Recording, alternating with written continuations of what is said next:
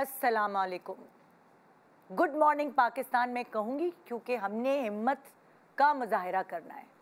हिंदुस्तान अपनी पुरानी आदतों से बाज नहीं आता, हमेशा पीठ पे वार करता है। रात की तारीखी में बुज़दिल भारत ने पाकिस्तान पे बिला इश्तियाल जहारियत का मुजाहिरा किया और मासूम लोगों को टारगेट किया। हमारी पाक फौज भारत की इस बुज़दिल हरकत का मुंह तोड़ जवाब दे रही है और हमारी दुआएं अपनी पाक फौज के साथ हैं। 6 मुकामात पर भारत की तरफ से हमले किए गए जिसमें 8 पाकिस्तानी शहीद हुए और हद तो ये है कि उसमें 3 साल की मासूम बच्ची भी शामिल है। 35 अफराद जख्मी हुए। भारत को बुज़दिल नहीं तो और क्या बोलेंगे। शर्म का मुकाम है जहां उसने मासूम बच्चे और औरतों को निशाना बनाया है। मगर मैं ये कहूँगी कि अल्लाह का शुक्र है कि हमारे बहादुर पाक फौज ने भारत के हर बुज़दिल एक्ट का मुंह तोड़ जवाब दिया है और इनके 5 लड़ाका तैयारे मार गिराए हैं और एक ड्रोन भी गिराया है और साथ लाइन ऑफ कंट्रोल, भारत की लाइन ऑफ कंट्रोल को शदीद नुकसान पहुंचाया है। LOC के चौरा कॉम्प्लेक्स में भारत ने सफ़ेद झंडा लहरा के अपनी शिकस्त का एक्सेप्टेशन दिया। ये पाकिस्तानी फ़ौज का प्रोफेशनलिज्म है कि उसने सिविलियन आबादी के बजाय इनके लड़ाका तैयारों को मार गिराया है। हमारी फ़ौज ने दुश्मनों के इन घिनौने इरादों को जिस तरह से नाकाम किया है, तो हम कहना चाहेंगे कि हमें अपनी फ़ौज पर फ़ख्र है और हम अपनी अफ़वाज के साथ हैं और इसीलिए हम सुकून की नींद सो सकते हैं। और ये इस बात का प्रूफ है कि पाकिस्तानी कौम यूनाइटेड है, हम एक हैं और कोई भी चाल हमारे ख़िलाफ़ अगर चलने की कोशिश करेगा हम उसे कामयाब नहीं होने देंगे। और अल्लाह का हम पर बड़ा फजलो करम है कि भारत अपनी इन हरकतों में, साजिशों में हमेशा नाकाम रहा है और इंशाल्लाह आगे भी पाकिस्तान कामयाब होगा। इतनी बुज़ुर्गों की दुआएं, आप सब जो देखने वालियां हैं, इतनी दुआएं जब इस मुल्क के साथ हैं, माँओं की, बहनों की, बेटियों की, तो हमारे मुल्क का कोई बाल भी बाका नहीं कर सकता। छोटे से वक्फे के बाद जो मेरी प्यारी सी ख़वातीन मुझे इस वक्त देख रही हैं और रात भर उनको नहीं पता कि क्या हुआ है, एक एक चीज़ आपकी अल्फाज में आप तक पहुंचाने के लिए आज मेरा फ़र्ज़ है। सो हमारी पाक अफ़वाज जो है वो हमारी हिफाजत कर रही है, हमें डरने की कोई ज़रूरत नहीं है और यहाँ हम अपना फ़र्ज़ निभाने आज सुबह मौजूद हैं। Good morning Pakistan. Welcome back. Good morning Pakistan. इस वक्त इस पहर सुबह हमने कोई और प्रोग्राम प्लान किया हुआ था। रात तक हम बहुत सुकून में थे, लेकिन जब ये पीठ पे वार किया गया तो हमने कहा कि नहीं, हमारी फ़ौज जो हमें तहफ़्फ़ुज़ फराहम करी है, तो हमारी ज़िम्मेदारी है ऑन स्क्रीन या TV पर कि हम आपको कंपोज रखें, हम आपको बताएं कि बेसिकली हो क्या रहा है। अगर आपने रात भर जो है, ज़ाहिर है आप सो रहे थे, आप जानते कि क्या हुआ क्या नहीं हुआ। सो इस वक्त सुबह हमारी ज़िम्मेदारी है कि हम आपको हर चीज़, छोटी से छोटी चीज़ की इन्फॉर्मेशन दें, साथ आप कंपोज्ड अपने आप को कैसे रखें। ज़ाहिर है बहुत सारे लोग जिनके आसाब वीक होते हैं तो वो फिर थोड़े हाथ पाँव फुला लेते हैं। सो हम इस वक्त बेसिकली सुबह सुबह मेरे साथ बहुत सारे और सेलिब्रिटी दोस्त भी हैं जो कह रहे हैं हम भी आ रहे हैं, हम भी आ रहे हैं इस वक्त। तो जाहिर है वो रास्ते में हैं अभी, और यहाँ इस वक्त आपको प्रॉपर इन्फॉर्मेशन देने के लिए मुझे एक ऑथेंटिक न्यूज़ चैनल से किसी होस्ट की ज़रूरत थी, और ARY न्यूज़ से बढ़कर कौन सा ऐसा चैनल है जो उससे बढ़कर ऑथेंटिक हो। सो इसलिए ARY न्यूज़ के कामिल आरिफ साहब इस वक्त हमारे पास यहाँ मौजूद हैं। दूसरी तरफ मुफ्ती इमरान साहब हैं। अस्सलाम वालेकुम। वालेकुम सलाम। कैसे हैं आप? ठीक है, ठीक ठाक। इस वक्त मुझे मुफ्ती इमरान साहब की भी ज़रूरत थी क्योंकि इस वक्त इन्होंने वो दुआएं और वो सारी चीज़ें हमारे पब्लिक को आगाह करनी है कि इस वक्त वो विरत करती रहें क्योंकि दुआओं में बहुत ताकत है। सो मेरी इस वक्त जो ख़वातीन स्पेशली मुझे देख रही हैं यहाँ बैठी हुई, पाकिस्तानी सारी और पाकिस्तान से बाहर जितने भी पाकिस्तानी हैं जो परेशान हैं इस वक्त, उनको हम वो इन्फॉर्मेशन देना चाहते हैं जो रात भर से हम मुख्तलिफ न्यूज़ चैनल्स और ARY न्यूज़ फराहम कर रहे हैं, ऑथेंटिक न्यूज़। सो कामिल साहब आप प्लीज़ ज़रा देखिए, भारत की तरफ से जब से ये पहलगाम अटैक हुआ, वहाँ पे उनकी कश्मीर टेरिटरी के अंदर वो टूरिस्ट जो थे उनको टारगेट किया गया। तो उसके बाद रिवायती तौर के ऊपर भारत ने ये शुरू किया कि ये इस अटैक के पीछे पाकिस्तान है। अच्छा, पाकिस्तान की तरफ से उसका जवाब दिया गया और पाकिस्तान ने कहा अगर हमारे पाकिस्तान से रिलेटेड आपके पास कोई शवाहिद हैं तो वो दें। बिल्कुल। भारत ने ना शवाहिद दिए ना बात की, बल्कि पाकिस्तान ने उल्टा जो इस पूरे अटैक को ब्रीफ एविडेंसेस के साथ बताया कि इसमें पाकिस्तान का रोल नहीं बल्कि आपके इंटरनल लोग शामिल हैं इस अटैक के पीछे। पाकिस्तान ने पूरी साजिश है। आपका अपना घर जो है डिसऑर्डर है, आप अपने घर को पहले चेक करें, पाकिस्तान पे उंगली ना उठाएं। लेकिन भारत को ये बात समझ में नहीं आई। मोदी सरकार क्योंकि बहुत अरसे से, अब देखें वहाँ पे इलेक्शन का वक्त है, तो मोदी सरकार की पिछली हुकूमत देख लें या ये हुकूमत देख लें, वो खड़ी ही पाकिस्तान के ऊपर है। इलेक्शन के लिए अपने लोगों को खुद मरवा देंगे। देखें अब इसमें देखें उन्होंने दो कौमों को लड़वा दिया, यानी कि दो मुल्क लड़ गए। ठीक है, अब चलें जंग तो छिड़ गई। मतलब रात को 2 बजे या 1:50 के लगभग ये पहला अटैक हुआ और पाकिस्तान के 3 शहरों को एक साथ टारगेट किया गया। और ये अटैक इससे पहले हो जाना था, लेकिन इससे पहले पाकिस्तान की फोर्सेस ने उस अटैक को रोका।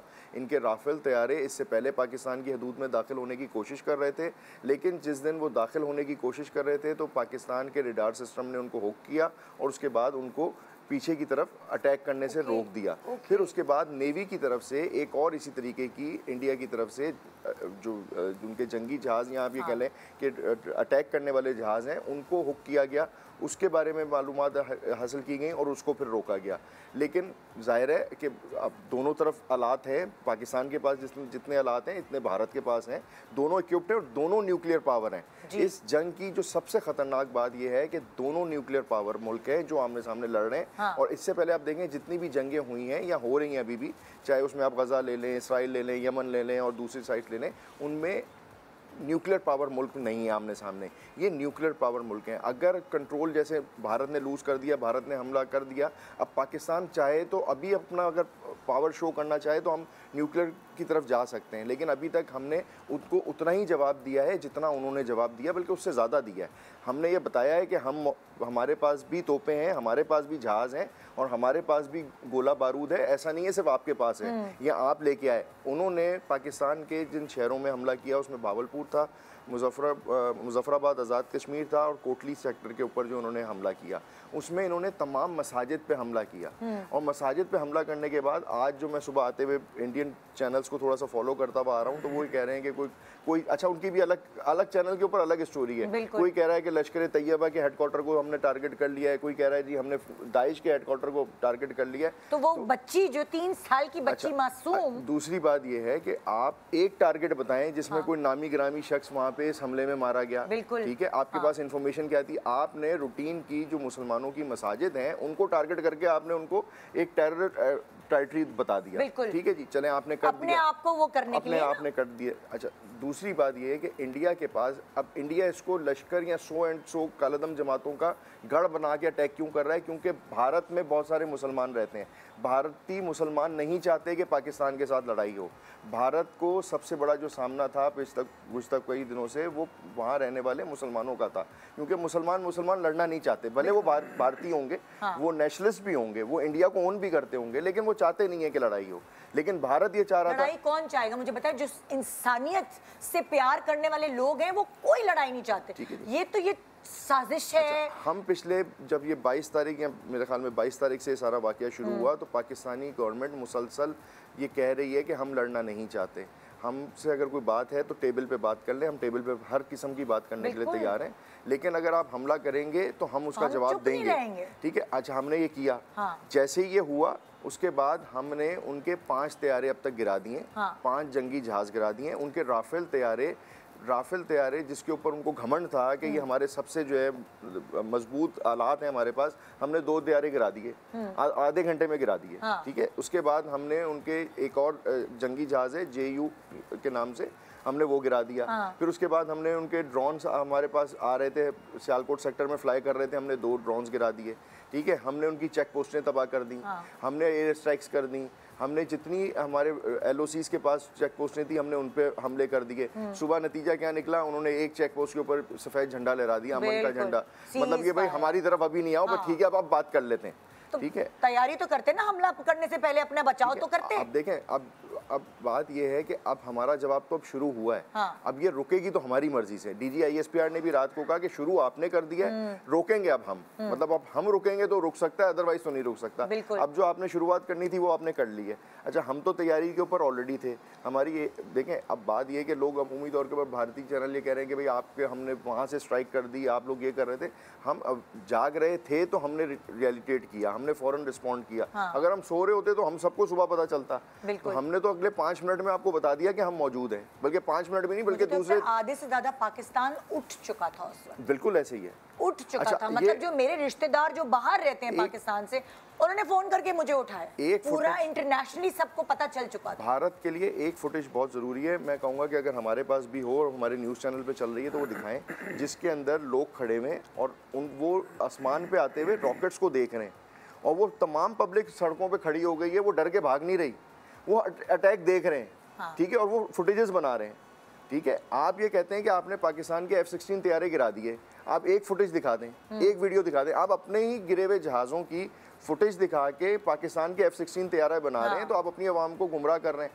पाकिस्तान की तो वो आवाम है जो मौके पे खड़े होकर आपकी एयर स्ट्राइक देख रही थी। आपके जो आप उनको डरा रहे हैं, जो आपकी खड़े हुए जो गोला बारूद है उसकी वीडियो बना के अपलोड कर रहे हैं। हम जज्बाती कौम है और उसी में हम बहुत बहादुर भी हैं, सच्ची बात है। अच्छा, जो भी कहें, हम छोटे हैं, हमारे जाहिर है हमारे पास वो नहीं है इतने, जिसे कहते हैं कि वो लोग समझते हैं कि वो बड़ा उनका इलाका है, मगर हमारी फौज जो है वो इतनी मजबूत है अल्हम्दुलिल्लाह कि हमें डरने की जरूरत ही नहीं। देखिए, आबादी के लिहाज से बड़े हैं। हमें भारत जो है आबादी के लिहाज से बड़ा है, लेकिन आबादी के लिहाज से बड़े होने का मतलब ये नहीं है कि आप ताकतवर हो। बिल्कुल, ठीक है जी। अच्छा, अगर आपके पास मिसाल है, मैं कह रहा हूँ कि आपके पास 1 लाख बम पड़े हैं, तो पाकिस्तान के पास भी 1-1.5 लाख बम पड़े हैं भाई। तो आबादी का उससे कोई लेना देना नहीं है। नुकसान अगर इधर हमारी तरफ होगा तो नुकसान आपकी तरफ भी होगा। अगर हमारे 6 शहीद होंगे तो हम 600 शहीद करने की हिम्मत रखते हैं। और बात यह कि लेकिन हम नाहक खून बहाना नहीं चाहते। ठीक है, चाहे वो वर्दी के अंदर हो, चाहे वो सिविलियन हो। आपने सिविलियन उस पर हमला किया, आपने पाकिस्तान की आबादी के ऊपर बम गिराए। पाकिस्तान की आबादी पे बम गिराने के लिए आपको अब एविडेंस देने पड़ेंगे। हम जब इंटरनेशनली जाके अपना जिस सारे वाक़े को, और बातचीत शुरू भी हो गई है, पूरी दुनिया आपकी तरफ देख रही है, पूरी दुनिया की इंटरनेशनल मीडिया की नज़र जो है पाकिस्तान और भारत की इस जंग के ऊपर है। और मैं फिर ये बात करूँगा कि सबकी नज़रें इसलिए कि 2 न्यूक्लियर पावर इस टाइम पे आमने सामने। ठीक है जी। तो बात ये कि आपने जो हमारे साथ करना था कर लिया, अब तो हम कर रहे हैं। अब तो आपने ये देखना है कि हम किस हद तक जाते हैं आपके साथ, और अगर हम कहीं आपके साथ रियायत बरत देते हैं, ये तो हमारा फिर बड़ापन होगा। बिल्कुल बिल्कुल। आप थोड़ा मुझे बैकग्राउंड हिस्ट्री में बता सकते हैं, इस तरह कुछ अगर हुआ है, कोई बड़े इलाके वाले लोग या बड़ी अफवाज अगर लड़ी है मुसलमानों से, सो क्या रिजल्ट्स आए हैं? बिस्मिल्लाहिर्रहमानिर्रहीम, महमदुन सल्ली अला रसूलिल करीम। जो आज का सिनेरियो चल रहा है और अभी आप लोगों की जो गुफ्तगू सुन रहा था मैं, तो बहुत सारे तारीख़ी वाक़यात भी ध्यान में घूम रहे थे और अल्लामा इक़बाल के शेर भी, बहुत सारी चीज़ें। ये गाज़ी ये तेरे पुरस्कार बंदे जिन्हें तूने बख्शा ज़ौक़ खुदाई, दुनीम जिनकी ठोकर से सहरा व दरिया, सिमट कर पहाड़ इनकी हैबत से राई। ये हमारे मुजाहिदीन इस्लाम के लिए कहा गया है, और ये समझे कि हमारी बिल्कुल पाक अफवाज पे शेर बिल्कुल फिट बैठता है कि दुनीम जिनकी ठोकर से सहरा व दरिया, कि अल्लाह ने ईमानी क़ुव्वत में ऐसा दिया कि एक ठोकर भी किसी को मार दें तो सहरा व दरिया 2 टुकड़े हो जाते हैं। और ये नहीं सिर्फ फ़र्ज़ी तौर पर हम कह रहे हैं, बल्कि अमली तौर पर तारीख़ इस्लाम में ऐसा अल्लाह पाक ने मुआज़ा करके दिखाया कि जब मोमिन ईमान की क़ुव्वत के साथ कहीं कदम बढ़ा देता है तो अगर उसके रास्ते में समंदर आए, पहाड़ आए, सब वो ख़त्म हो जाते हैं और रास्ते दे देते हैं उनको। हज़रत साद इब्न अबी वक़ास रज़ियल्लाहु ताला अन्हु का वाक़या मिलता है, जंग क़ासिया के लिए जब वो जा रहे थे तो दजला रास्ते में आ गया था। अब वो दजला रास्ते में पूरी फ़ौज लाखों की उनको वहाँ से क्रॉस करवाना, तो परेशान कि क्या किया जाए। तो वहाँ खड़े होकर किनारे दरिया के उन्होंने कहा कि भाई हम इस तरह अल्लाह के राह में लड़ने के लिए, जिहाद करने के लिए हम जा रहे हैं, मुसलमान हैं, सहाबा रसूल हैं, हमें रास्ता दिया जाए। तो ऐसा रास्ता मिल गया कि उसके शुरका बताते हैं कि हमें ऐसा लग रहा था हम समंदर से ऐसे जा रहे हैं, खुशकी पर हम सफ़र कर रहे हों। इस तरह हम पीसफुली दजला से निकल गए। दश्त तो दश्त, दरिया भी ना छोड़े हमने, बहर ज़ुल्मात में दौड़ा दिए घोड़े हमने। ये अशार ऐसे नहीं कहेगा, ये हमारी तारीख़ है कि हम तो अल्हम्दुलिल्लाह रसूल पाक सल्लल्लाहु अलैहि वसल्लम के मानने वाले हैं। और जो हज़रात भी हमें देख रहे हैं तो वो पैनिक ना हो, घबराए नहीं। इसके अंदर तो ये हिसाब किताब है। ग़ज़वा हिंद का एक हदीस शरीफ में वादा आता है कि आखिरी उम्मत में ग़ज़वा हिंद होगा। उसके अंदर जो अगर शहीद हो गया तो शुहदा में बेहतरीन दर्जे का शहीद होगा, वो बच गया तो गाज़ी। तो हमारे यहाँ तो मौत से और ख़ास तौर पर काफिर से टकराना, और दूसरी रही बात ये कि ये जो हमारा एटमी क़ुव्वतों का अल्लाह पाक ने हमें जो हामिल बनाया है, ये सिर्फ पाकिस्तान के लिए नहीं बल्कि पूरा आलम इस्लाम के लिए काबिल फ़ख्र सरमाया है। इसीलिए हम कहते हैं कि भाई ये बम हमने शबरात में पटाखे फोड़ने के लिए नहीं बनाया, इसके इस्तेमाल का वक्त आएगा और ये हमारी अफवाज बर्री हों, बहरी हों, फ़ज़ाइया के हों, जो भी हों, इनको अल्लाह पाक एक ख़ास ट्रेनिंग के तहत तैयार फरमा रहे हैं, तैयार हो रहे हैं और तैयारी चल रही है। और हमेशा ये उस वक्त पे भी काम आएंगे जब इमाम महदी हज़रत ईसा अलैहिस्सलाम उनका ज़ुहूर हो जाएगा। क्योंकि देखिए हमारे ईमान का हिस्सा ये चीज़ है कि वक्त आना है, जंगें इतनी बढ़ेंगी, जिस तरह शाम में कत्ल आम, फिर वो गज़ा में जो हो रहा है कत्ल आम, खून हम खून सब मुसलमान, कि मुसलमान ज़ख्मों से चूर होकर इस कदर बेबस हो जाएगा कि अल्लाह पाक से कहेगा मता नसरुल्लाह, कि अल्लाह आपकी नुसरत कब आएगी। तो फिर अल्लाह की नुसरत तो अभी भी आ रही है और आती रहेगी, लेकिन अल्लाह पाक ने हर चीज़ का एक वक्त बनाया। ख़ुद रसूल पाक सल्लल्लाहु अलैहि वसल्लम के ज़माने में भी ज़ाहिर है कि बहुत से मौक़े ऐसा ग़ज़वा अहद था, उसमें बड़े सहाबा कराम शहीद हुए, आपके चचा शहीद हुए। तो मुसलमान को कहीं अगर ये शहादत मिलती भी है, कोई इस तरह की वक्ती तौर पर नज़र आती है कोई तकलीफ़, उसके पीछे पर अल्लाह के वादे भी हैं। ख़ुद हज़रत मूसा अलैहिस्सलाम, तारीख़ इस्लाम में दो वाक़यात ऐसे हैं कि समंदर के लिए रास्ता बनाया। तो एक तो मैंने अभी बयान कर दिया, हज़रत साद इब्न अबी वक़ास रज़ियल्लाहु ताला अन्हु वाला, दूसरा हज़रत मूसा अलैहिस्सलाम वाला वाक़या कि फ़िरऔन ने उनको, उनकी कौम को जो जिस कदर बेदरेग उनके साथ जुल्म किया था, उनके बच्चों को मर्द जो यानी बच्चे मर्द पैदा होते थे तो मेल बच्चों का कत्ल किया जाता था, फ़ीमेल को ज़िंदा रखा जाता था, उनको ग़ुलाम बना रखा था। तो एक तो मैं यहाँ एक वज़ाहत ये भी दूँ कि बहुत से लोग कहते हैं कि भाई ये सिर्फ दुआओं से कुछ नहीं होता, दुआओं से कुछ नहीं होता, दुआओं से कुछ नहीं होता, लेकिन दुआ और दवा दोनों ज़रूरी है इस्लाम में। तो रसूल पाक सल्लल्लाहु अलैहि वसल्लम भी जब उसके बदर के लिए आए थे तो आपने पूरा दिन रो रो के गिड़गिड़ा के इतनी दुआएं मांगी थी, हिचकियाँ बन गई थी कि आखिर सहाबा कराम ने आपको जाके गोद में पकड़ लिया, मिन्नत देखी कि अब इतना ना रो कि हमसे देखा नहीं जाता। तो दुआ अपनी जगह पावर रखती। तो हज़रत मूसा अलैहिस्सलाम ने दुआ की थी कि अल्लाह इसके सामने निजात दे दे। तो हज़रत मूसा अलैहिस्सलाम जब अपनी कौम को, बनी इसराइल को लेके वहाँ दरिया नील पर पहुँचे तो जाहिर सी बात है कि हाँ ये वज़ाहत भी मिलती है कि ज़रूरी नहीं कि हर जगह काफिरों की क़ुव्वत में तो हम उससे टकराई जाएँ। वहाँ से सेफली अगर हमें रास्ता मिलता है, हम सेफली रास्ता लेकर निकलने की भी कोशिश कर सकते हैं, हिजरत जिसको हम कहते हैं। तो जब हिजरत करके निकल रहे थे तो जब वहाँ पे पहुँचे दरिया नील पर तो सामने समंदर जा नहीं सकते, पीछे पूरा फ़िरौन अपने लश्कर के साथ आ रहा है। तो उस वक्त भी अल्लाह पाक ने हज़रत मूसा अलैहिस्सलाम को हुक्म दिया कि असा इस पर मारें, तो इससे 12 रास्ते निकल जाएंगे। असा मारा तो 12 कबीले थे, 12 रास्ते बन गए और वही दरिया नील वो आराम से हज़रत मूसा उनकी कौम को रास्ता देता है, 12 कबीलों को जो हज़रत याकूब अलैहिस्सलाम की औलाद में से, तो वो गुजर रहे हैं। फ़िरौन ने देखा वो हैरान, हक्का बक्का सब कुछ है, लेकिन आंखों पे एक गुमराही का पर्दा पड़ा तो वो भी उनको फॉलो करता अपनी फ़ौज को लेकर उसमें कूद गया उसी दरिया नील के अंदर।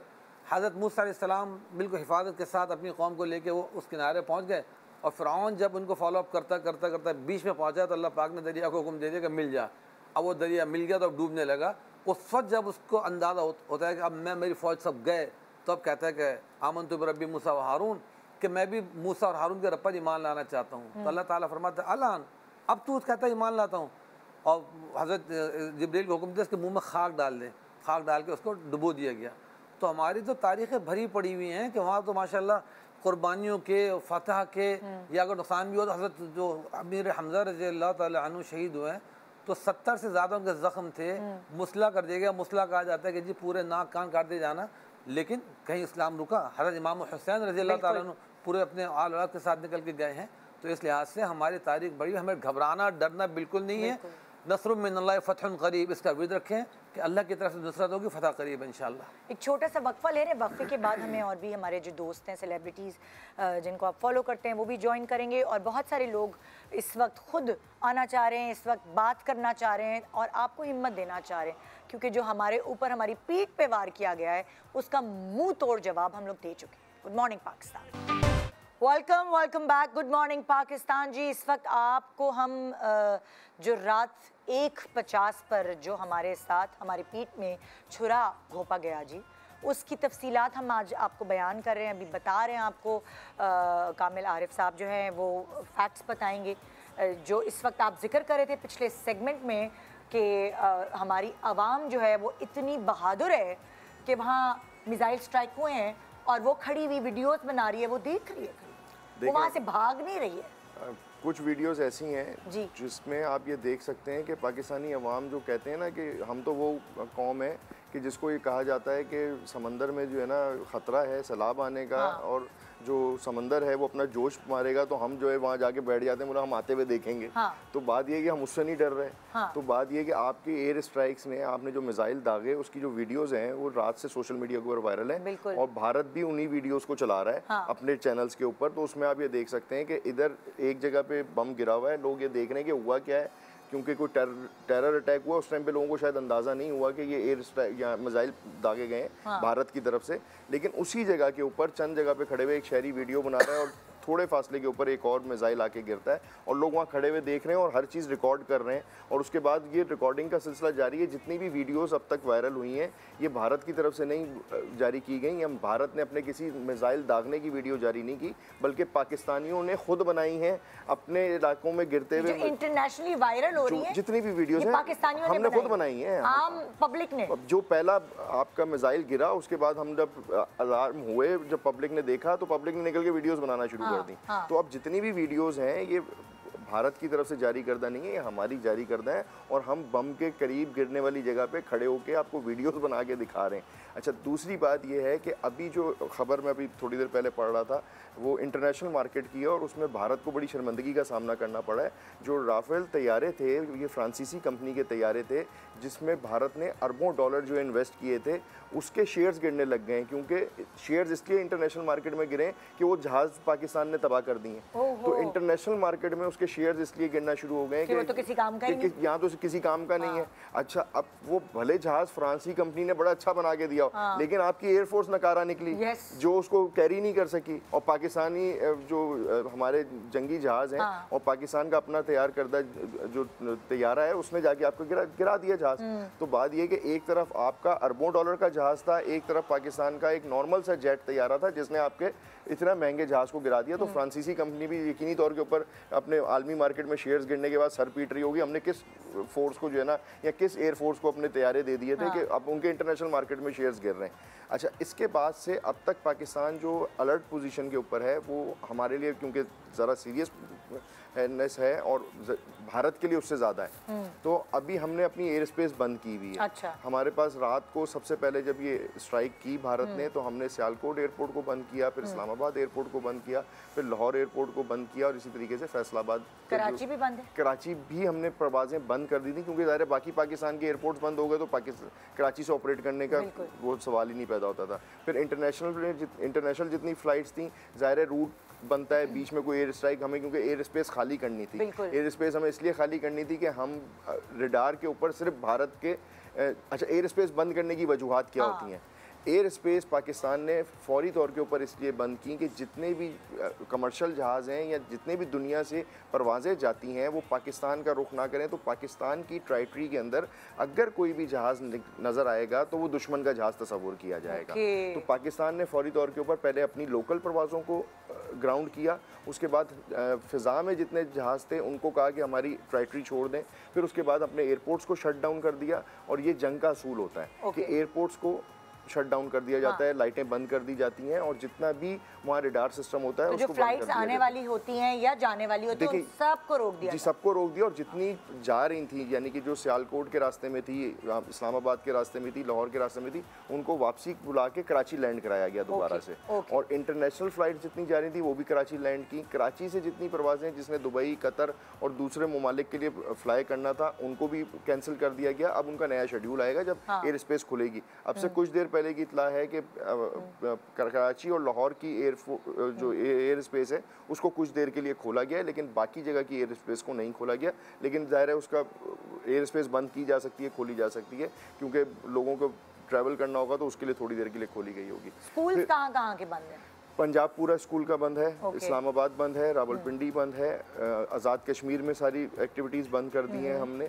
और ये जितना हिस्सा है एलओसी के साथ का, इस तमाम एरिया के अंदर हमने एक्टिविटीज़ अपनी बंद कर दी हैं। एक्टिविटीज़ क्या बंद की हैं? बच्चों को ज़ाहिर है कि वो जब ये नहीं देख रहे कि वो किस जगह मस्जिद के अंदर बम गिरा रहे हैं तो वो किसी स्कूल के ऊपर भी टारगेट कर सकते हैं। तो हमने स्कूल की एक्टिविटीज़ इसलिए बंद की हैं।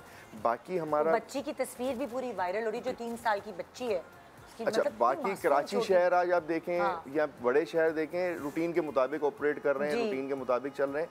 कराची में जो थ्रेट होगा वो कराची में, क्योंकि एलओसी नहीं है, बॉर्डर डायरेक्ट नहीं लगता हमारी, कराची में अगर कोई जंग होगी तो कराची में समंदर में समंदर के थ्रू, ठीक है। तो समंदर में हमारी नेवी ऑलरेडी डिप्लॉयड है। और ठट्टा वाली बेल्ट के ऊपर, कराची वाली बेल्ट के ऊपर हमारी नेवी ऑलरेडी डिप्लॉयड है। अगर वो हमारे किसी तजारती हब या किसी इस तरह की जगह को टारगेट करने की कोशिश करते हैं तो हमने उसका बंदोबस्त भी कर लिया। तो क्योंकि हम तो पिछले 10 दिन से विजिलेंट थे, हम तो काम ही इस पे कर रहे थे कि भारत ने ये करना है और हमें इसके मुसलसल इशारे मिल रहे थे और हमारी फोर्सेस इस बारे में अलर्ट थी। हम बार बार आप देखें कि रोज़ाना सुबह उठ के प्रेस कॉन्फ्रेंस क्या होती थी कि भारत ऐसे कर रहा है, पाकिस्तान ने इसका जवाब दे दिया, पाकिस्तान ये हमारे जो आवाम है वो मीम्स बना रही थी और हमारी फौज जो है वो तैयारी कर रही। अच्छा, वैसे एक बात बताऊं, इस मीम्स ने बड़ा काम किया है। देखिए, मैं ये समझता हूं कि शायद भारत जो है वो पाकिस्तान की मीम्स बर्दाश्त नहीं कर सका, उसका मुकाबला नहीं कर सका, तब गए ना। तो, नहीं, उसका मुकाबला ही नहीं कर सके ना। आप ये देखें कि वो मतलब मैं कल ये देख रहा था, आई एम नॉट श्योर कि वो सही है या एआई जनरेटेड वीडियोस भी होती हैं आजकल, ज़रा कैलकुलेटेड बोलना पड़ता है। तो एआई वीडियो ना हो तो डोनाल्ड ट्रंप ने भी पाकिस्तानी मीम्स का तस्करा किया। वो मीम बहुत ज़्यादा, जो उनकी स्टेटमेंट है बहुत ज़्यादा वायरल है कि पाकिस्तानी की मीम्स के साथ आप जज्बाती ना होइएगा, पाकिस्तानी मीम्स आपको बना ज़रूर रहे हैं लेकिन आप कूल डाउन रहिएगा। और फिर बाद में जब ये भारत ने तो पता नहीं क्या एआई जनरेटेड, तो और बहुत सारी है वीडियोस वायरल कि वो तो ये पूछ रहे हैं कि क्या पहने, जंग हो गई तो फर्शी शलवार और ये और पता नहीं क्या क्या चीजें हैं जो हमारी कौम का सेंस ऑफ ह्यूमर बड़ा आला है, जज्बाती भी है और हमारी कौम का सेंस ऑफ ह्यूमर भी बड़ा है। हम तो सेंस ऑफ ह्यूमर के साथ मजाक कर रहे थे ना, लेकिन हम ये बताना चाह रहे थे कि हम आपसे जंग नहीं चाहते। हम लफाजी हमारे साथ कर लें, हम आपके साथ करने के लिए तैयार हैं। हम जंग करना नहीं चाहते, जंग करने में हमें डर नहीं है। हाँ, क्योंकि हम डरते नहीं है। ये जो हम मीम्स वगैरह बना रहे थे, ये आवाम ये बताना की कोशिश कर रही थी कि भाई हम डरते नहीं है, हम डरपोक नहीं है, हम पीछे से वार करने वाले लोग नहीं हैं। अच्छा, आप देखें, आपने रात के अंधेरे में स्ट्राइक की, हमने रात के अंधेरे में पहले आपको जवाब दिया और हम अभी दिन के उजाले में आपको जवाब दे रहे हैं। हमारी फोर्सेस अभी आपको जवाब देने में लगी हुई हैं। आपने रात के अंधेरे में हमला कर दिया और दिन की तारीखी में आपने सफ़ेद झंडा लहरा दिया, लेकिन हम ना दिन की तारीखी में झंडा लहराएंगे और ना हम इस तरफ आएंगे अनटिल अनलेस के आप अपने किए के ऊपर खुद आके पाकिस्तानी हुकूमत के साथ नेगोशिएट करें। मोदी साहब जो है आके रिक्वेस्ट करें कि पाकिस्तान अपनी एयर स्ट्राइक्स बंद करे, अपने एलओसीज के ऊपर हमले बंद करे, तो फिर जाके शायद ये तो पाकिस्तानी गवर्नमेंट फैसला करेगी। मतलब ये क्या आप सास बहू का गेम खेल रहे हैं कि सारा कसूर बहू का है या सारा कसूर सास का है? मैच्योर होए ना, ये क्या ना सबूत दिया ना कुछ, और इल्ज़ाम लगा के आपने उसकी जवाबन के उनका जो उनके पास जो टेरर अटैक हुआ हमें मुलविस करके उसमें जबरदस्ती। आपके पास अटैक हुआ तो पाकिस्तान ने किया।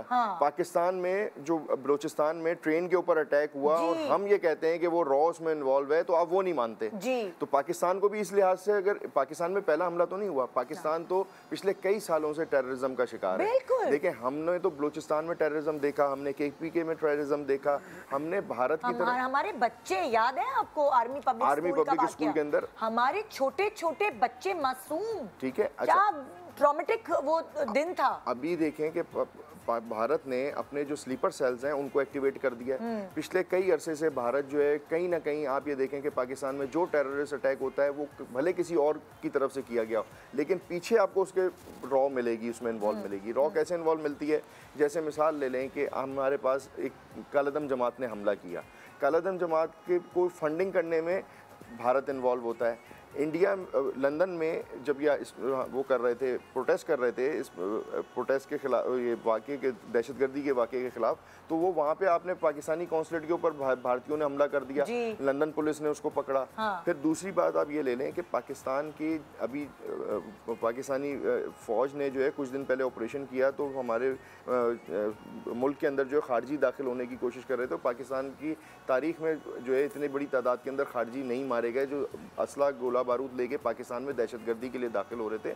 तो पाकिस्तान तो देखें ऑलरेडी टेररिज्म की जद में था, जद में है। हमने तो इतनी मुश्किल से अपने मुल्क से टेररिज्म को भगाया था, हम उसको भी अभी हमने खात्मा किया था, तो फिर आपको तकलीफ हुई। जो भी दूसरी कुव्वतें, चाहे उसमें रॉ ले लें या इतराफ़ में हमारे राइट लेफ्ट जो मुल्क बैठे हुए उनको तकलीफें शुरू हुई, तो उन्होंने फिर से हमारे अंदर ये शुरू कर दी ड्रिलिंग करना। तो अभी हम अपने मुल्क को लॉ एंड ऑर्डर के हिसाब से इतने सालों की जंग लड़ने के बाद बेहतरी की तरफ लेके आए थे, लेकिन आपको ये हज़म नहीं हुआ। अच्छा, अब आप देखें कि ये सारे वाक़ये से पहले जब ये अटैक होता है भारत की तरफ, उसके बाद जो है इसराइल के वज़ीर आज़म जो हैं वो भारत का विज़िट करते हैं, ठीक है। फिर इंटरनेशनल सिनेरियो के अंदर अगर हम देखें तो फिर ये सारी कड़ियाँ मिल जाती हैं, क्योंकि चाइना और अमेरिका भी इस टाइम पे लड़े हुए हैं, ठीक है। चाइना जो है वो पाकिस्तान के सपोर्टर है और पाकिस्तान उसका दोस्त है, और पाकिस्तान उनकी इकॉनमी को भी सपोर्ट करता है, वो पाकिस्तान की इकॉनमी को सपोर्ट करते हैं। और अमेरिका भी शायद इस बात पे हमसे राज़ी नहीं है। अमेरिका इस बात को लेके चाइना की और उसकी जो टैरिफ की लड़ाई है उसको लेके भारत को सपोर्ट कर रहा है, क्योंकि भारत के पास देखें वसाइल तो हैं ना, और भारत जो है इस टाइम एक अच्छी इकॉनमी रखने वाला मुल्क है, इसमें कोई दो राय नहीं है। लेकिन देखें इससे भारत को हमसे ज़्यादा नुकसान होगा। भारत की अभी अच्छी इकॉनमी चल रही थी, लेकिन इसके बाद क्या होगा, भारत की इकॉनमी का डाउनफॉल आएगा।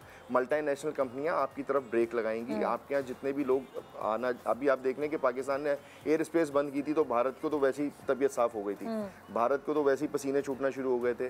तो बात ये कि हमने तो कुछ दिनों के लिए एयर स्पेस बंद की, तो आपका ये हाल है। अगर आप जंग छेड़ देंगे तो पता नहीं जितने भी टाइम चले। इंटरनेट पे बहुत सारी ना, बहुत इंस्टा वगैरह पे बहुत सारी ऐसी खबरें, पानी का बंद टूट गया, ये वो कि समझ नहीं आता क्या सही है क्या गलत है।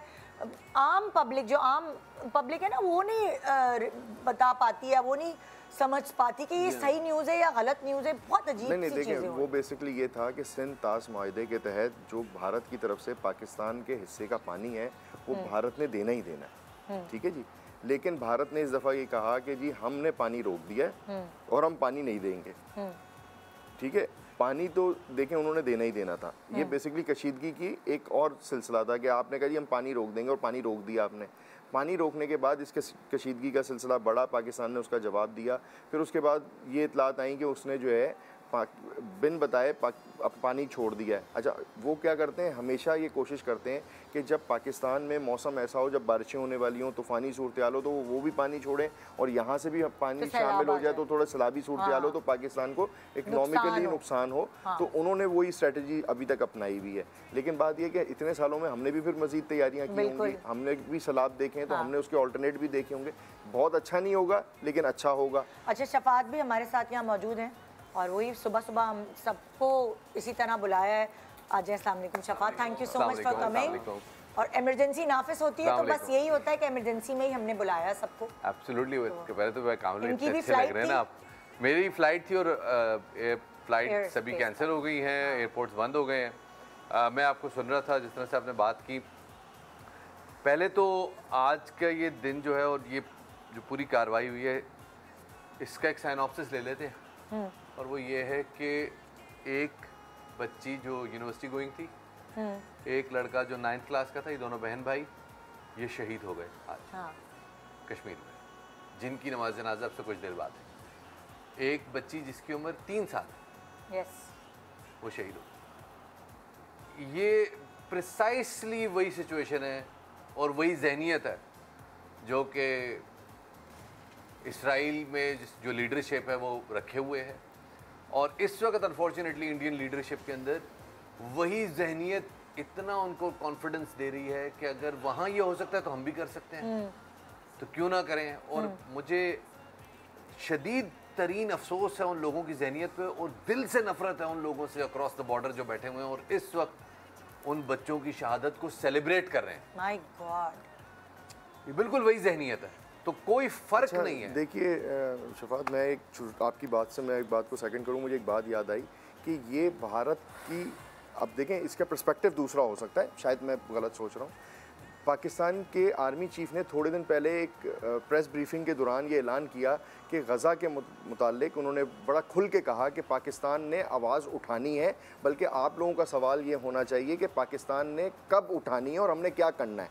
तो देखें, अब इसराइल को परेशानी शुरू हुई कि अगर पाकिस्तान इस मामले में इन्वॉल्व हो गया तो पाकिस्तान तो कुव्वत रखता है लड़ने की, पाकिस्तान एयर स्ट्राइक भी कर सकता है, पाकिस्तान न्यूक्लियर पावर भी है, पाकिस्तान की फ़ौज भी स्ट्रॉन्ग है।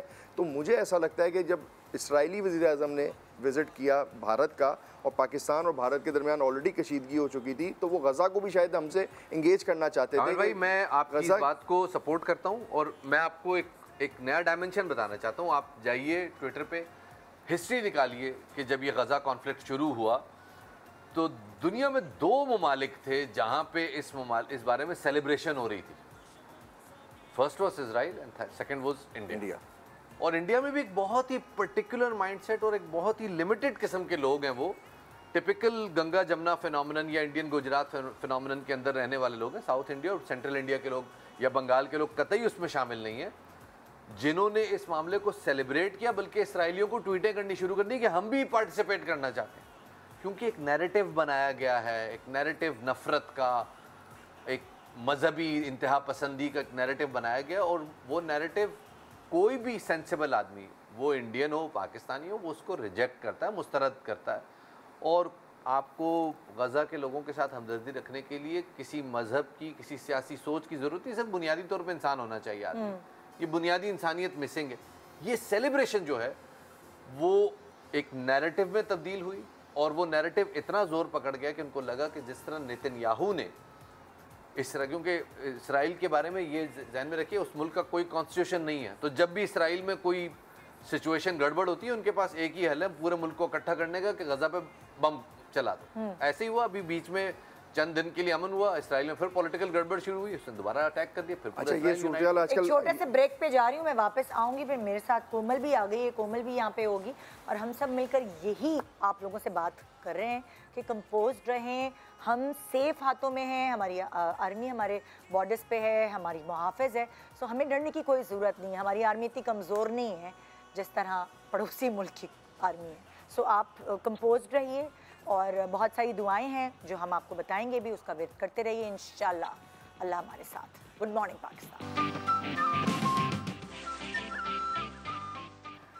Welcome back. Good morning Pakistan. So इस वक्त जैसे मैंने आपको बताया, रात को हमने अपने प्रोग्राम का फॉर्मेट चेंज किया और फिर सुबह सुबह इन सबको उठाया और जगाया। ये तो खैर उठे हुए थे, सोए नहीं थे शफात, और कोमल भी जल्दी उठ जाती है, तो कोमल ने अभी मैं ज्वाइन किया है। और थैंक यू सो मच कि आप लोग इतनी इमरजेंसी में भागे आए, और ऑब्वियसली अपने मुल्क के लिए, जैसे हमारी फ़ौज खड़ी हुई है हमें तहफ़्फ़ुज़ देने के लिए, तो हमारा फ़र्ज़ यही है कि हम यहाँ स्क्रीन पे बैठ के जो हमारे देखने वाली आवाम है, हम उनको थोड़ा सा कंपोज, क्योंकि बड़े बुज़ुर्ग भी देख रहे हैं, और ज़ाहिर है हर किसी के असाब इतने मजबूत नहीं होते, तो जो लोग थोड़े कमज़ोर दिल के हैं उनको हम ये समझाना चाहते हैं, बताना चाहते हैं, हौसला देना चाहते हैं कि हम बहुत सेफ हाथों में हैं।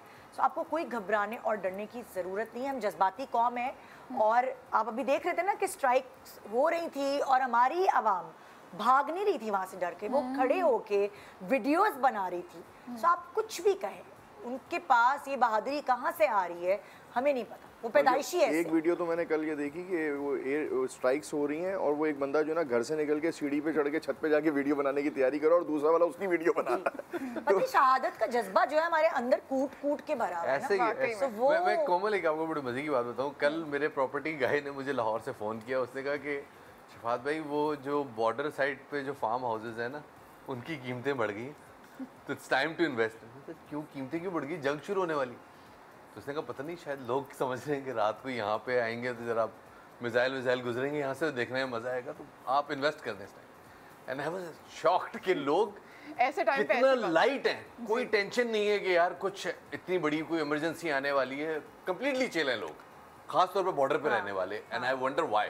अच्छा, एक और चीज़ जो रात को सारे एक दूसरे को मैसेजेस भेज रहे थे कि कोई भी लिंक अगर उनके पास आए कि इस लिंक को खोल के देखें क्या हो रहा है न्यूज़ में, तो वो लिंक पे क्लिक ना करें। हाँ, साइबर अटैक्स किए हैं भारत की तरफ से, मुसलसल साइबर अटैक्स किए जा रहे हैं और भारत ने ठीक ठाक साइबर अटैक किया है और इसमें जो है एहतियात की ज़रूरत है, क्योंकि इसमें हैक हो सकता है ना, हमारी हैक हो सकते हैं, फिर हमारा डाटा जो है वो यूज़ किया जा सकता है, आपकी आईडीज़ को वो यूज़ कर सकते हैं, मिस यूज़ कर सकते हैं, मिस इन्फॉर्मेशन फैलाने के लिए यूज़ कर सकते हैं।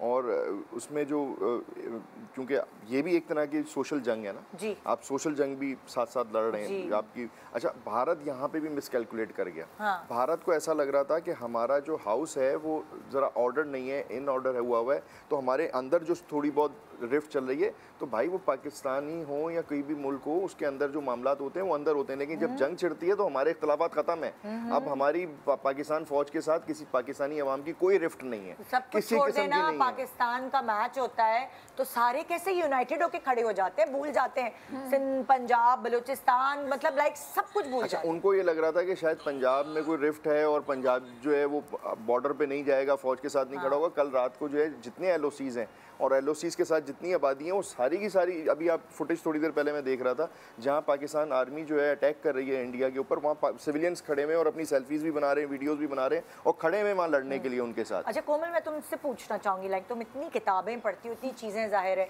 तो थोड़ा अगर वो ख़वातीन जो भी हमें देख रही हैं, जो head of the families in the sense के बड़ी बुजुर्ग घर पे होती हैं, जो बताती हैं बच्चों को ये दुआएं पढ़ो, ये रात की दुआ है, ये सफ़र की दुआ है, ये सर उनको थोड़ा सा मजबूत करने के लिए, क्योंकि अभी भी उन्हीं की बहादुरी की वजह से सारे जो यंग बच्चे वगैरह हैं जो थोड़ा सा घबरा गए, डर गए होते हैं ना, बच्चे मासूम होते हैं, बिल्कुल उनको थोड़ा स्ट्रेंथ देने के लिए। मैं अभी जब इधर आ रही थी, अभी मैं इधर बैठी थी तो अम्मी का भी मैसेज आया हुआ था कि कोमल तुम कहाँ पर हो और कहाँ चली गई तुम, क्योंकि सुबह को बगैर बताए उन्हें निकली थी कि ये हुआ है। और जो खालें वगैरह मेरी स्कूल में पढ़ती हैं तो स्कूल ही बंद हो गए मेरे ख्याल से, बच्चे स्कूल भी नहीं गए। जो मेरा तरीका है जब भी कोई मुश्किल आती है, एक तो ऑब्वियसली एक उसका एक रिलीजियस एस्पेक्ट है, और जिसकी वजह से अभी हम पहले जो ब्रेक में भी बात कर रहे थे कि पाकिस्तानी जो हैं वाकई में बहुत ज़्यादा जिंदा दिल और बहुत ज़्यादा ब्रेव लोग हैं, और उसमें एक बहुत बड़ी बात है हमारा ईमान। हमारा ईमान इतना ज़्यादा पक्का है कि चाहे जितनी भी आफत आ जाए, जितनी भी मुश्किल आ जाए, हमारा अल्लाह पे इतना ज़्यादा यकीन है, हमें पता है कि जो हो रहा है उनकी मर्ज़ी से हो रहा है और जो भी होगा वो हमारी बेहतरी के लिए ही होगा आखिरी में।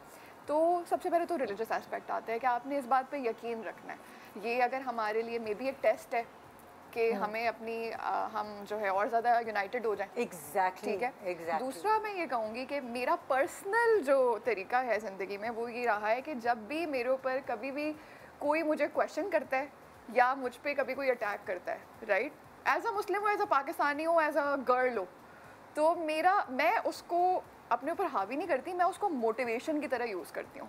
ठीक है, तो अगर आज औरतें देख रही हैं और हमारे ऊपर एज अ कंट्री अटैक हुआ है, तो अगर आपको इससे आप जज्बाती हो रहे हैं, आपको गुस्सा आ रहा है, आप परेशान हो रहे हैं, तो आप इसको एज मोटिवेशन यूज़ करें।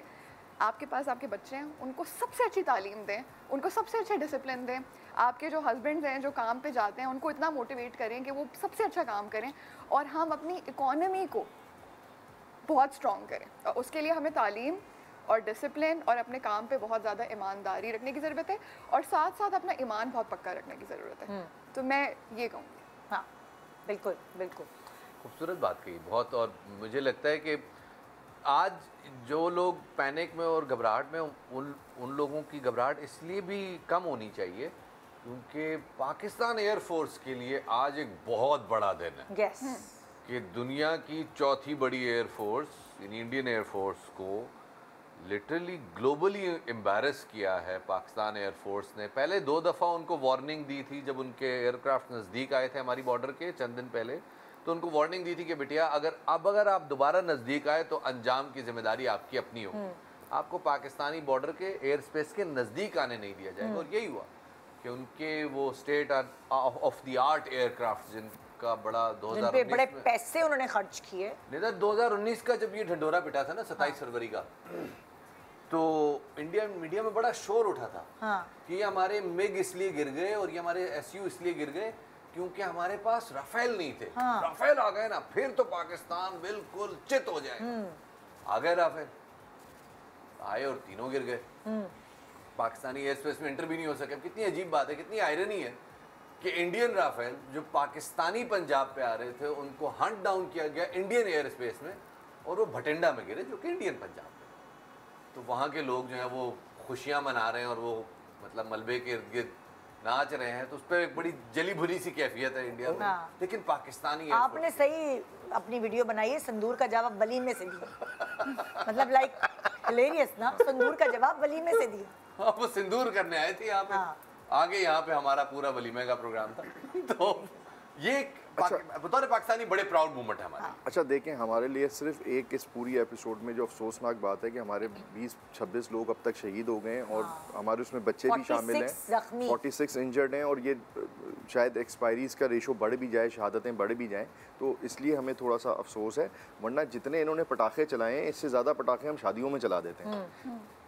ये इतने दिवाली में भी नहीं चलाते, तो हमारे यहाँ किसी शादी में आके या हमारे किसी कबायली इलाके में जाके देखें, इससे ज़्यादा फायरिंग और इससे ज़्यादा पटाखे तो हम अपने आम दिनों में चला देते हैं। तो बात ये कि इससे सिर्फ हमारे लोगों की शहादतें हुई, हमें सिर्फ इस बात का अफसोस है। वरना ऐसे 3 साल की मासूम बच्ची, मतलब हम तो दिखा नहीं रहे ऑन एयर, वो तस्वीरें तो वायरल हुई हुई हैं हर जगह, सेंसिटिव कंटेंट है। 3 साल की बच्ची है, मतलब उसने क्या बिगाड़ा है? वो है टेररिस्ट क्या? ये है टेररिस्ट।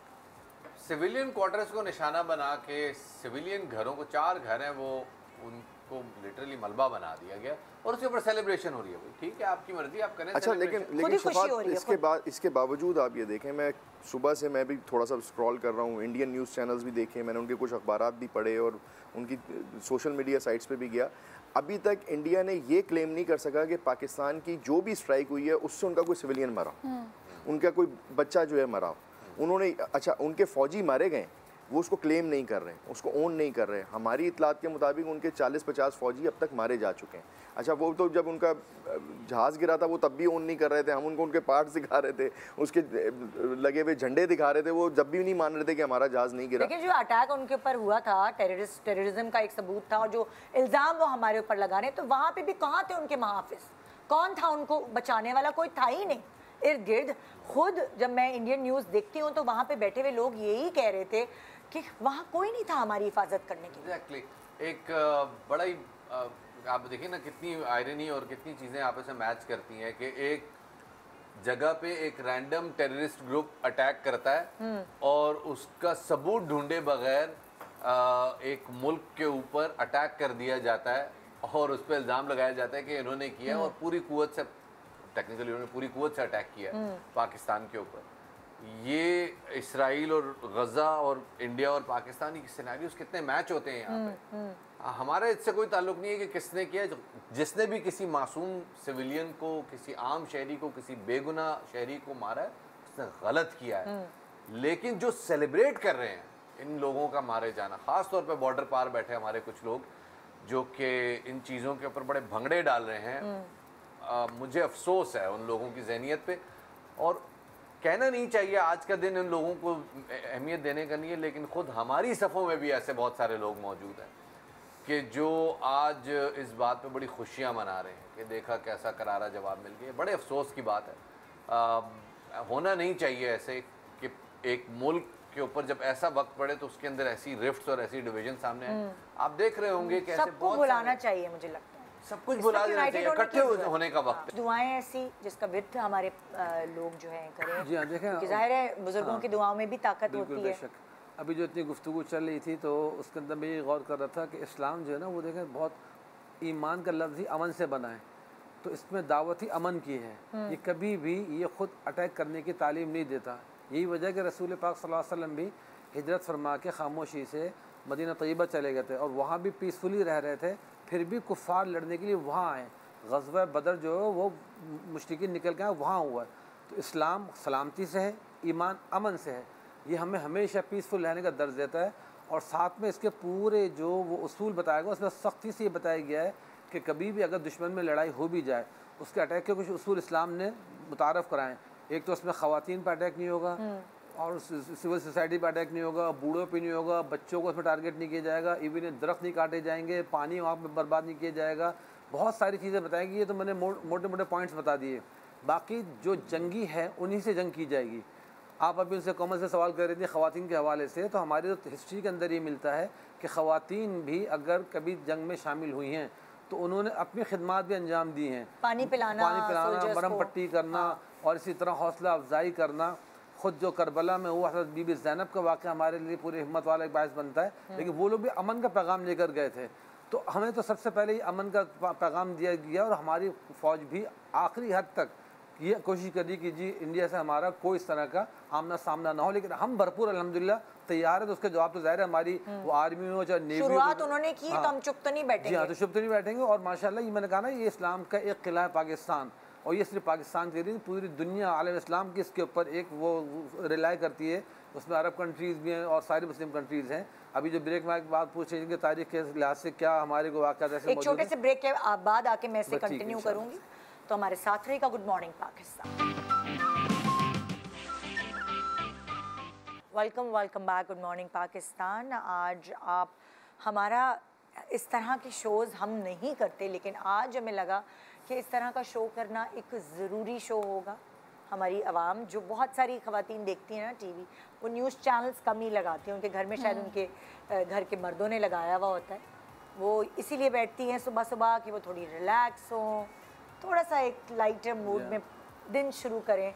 मगर लाइटर मूड अब हम कर नहीं सकते, क्योंकि वो जो हमारा अंदर है ना, मतलब लाइक रात को 2 बजे, मुझे नहीं पता मुझे गुस्से से या क्या ऐसी चीज़ थी कि मेरी ना नसें पूरी अकड़ गई थी, गुस्सा भी था, जज्बातियत भी थी, बहुत सारी चीज़ें मिली जुली कैफियत है। और ऑब्वियसली हम लोग रिलेटेबल हैं आपस में, तो आपकी भी वही कैफियत होगी कि वो एक स्ट्रेस, एक गुस्सा, कि ये क्या है, इस दौर में कौन करता है ऐसी जंगें। मतलब लाइक हम तो मीम्स बना बना के हम रिलैक्स कर रहे थे कि नहीं भाई क्या है ये क्या चीज़ है।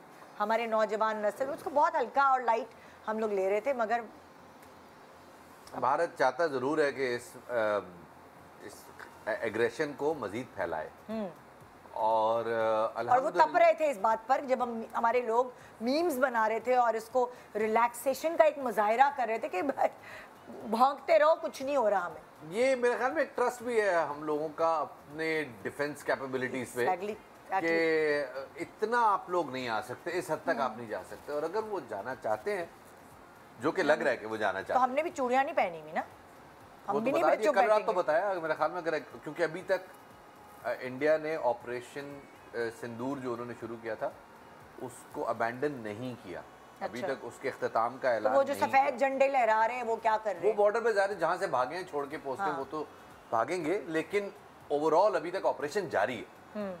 This is what I assume कि है, मुझे नहीं पता भी इसमें कितनी सही, क्योंकि अभी तक मैंने कोई ऐसी स्टेटमेंट नहीं सुनी इंडियन न्यूज़ चैनल्स पे या नहीं, बल्कि उसने तो स्टेटमेंट अभी मैं सुन के आ रहा हूँ, उन्होंने तो कहा है कि वो मोदी साहब ने जो अपना एक इजलास बुलाया और उसमें कहा है कि मैं आर्मी को ये इख्तियार देता हूँ कि वो अपनी स्ट्रेटेजिक पॉलिसी बनाए, जो अटैक करने वो करे, बल्कि उन्होंने तो मज़ीद आज़ाद किया है, मज़ीद आज़ाद किया। लेकिन ये चंद दिन पहले की बात है, एक खबर भी अच्छा, इस दौरान मेरे लोगों से इल्तमास है कि ये गोल्डन अपॉर्चुनिटी है हमारे यूट्यूब पे बैठे हुए फेक न्यूज़ फरोशों के लिए, ये गोल्डन अपॉर्चुनिटी है आपसे फ्रॉड के नाम पे कि जंग होने वाली है, आपका बैंक बंद हो रहा है, आपका अकाउंट सीज हो जाएगा, फ़ौरन अपने पैसे निकाल लें, ये कोड पे क्लिक कर दें। ये गोल्डन अपॉर्चुनिटी है उन लोगों के लिए जिन्हें कहते हैं हम फिशिंग स्कैम्स।